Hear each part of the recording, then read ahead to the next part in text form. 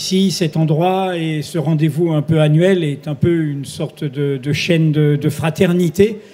Donc aujourd'hui, nous sommes là pour parler de deux ouvrages, Dire non et Dire nous. Ce sont deux livres qui sont deux manifestes issus de ce qu'est Mediapart dans notre époque depuis 2008, comme un carrefour, comme un lieu de rencontre, un lieu de participation. Moi, j'ai beaucoup de mal aujourd'hui à sentir que j'ai le pouvoir de dire non quand je vais devoir aller voter. Ça fait déjà pas mal de temps que je ne vote pas pour, mais que je vote contre. Je pense que, je l'ai dit tout à l'heure, il y a un idéal démocratique dont le moteur, c'est l'égalité. Cette question de l'égalité. La liberté, ça peut être la liberté de s'enrichir, donc de créer des inégalités.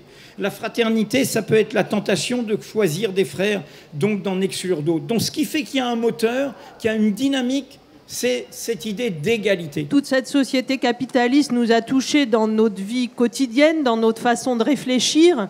Et je crois qu'on a des façons très individualistes et que la force qu'on représente, on ne la mesure pas, qu'on est très timide dans nos actions. La réponse, elle est dans les mots d'Édouard Glissant. Agis en ton lieu et pense avec le monde.